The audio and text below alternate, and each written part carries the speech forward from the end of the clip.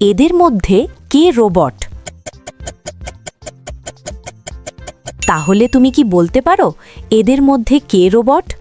যত দ্রুত সম্ভব কমেন্টে তোমার উত্তর লিখে দাও, আমি উত্তর ভিডিওর শেষে বলে দেব। দ্বিতীয় ধাঁধা, এই নাম্বারগুলির মধ্যে 118 নাম্বারটা খুঁজে বার করো। নাম্বারটি খুঁজে পেলে লাইক দাও, যেন আমি বুঝতে পারি তুমি ঠিক দেখেছ।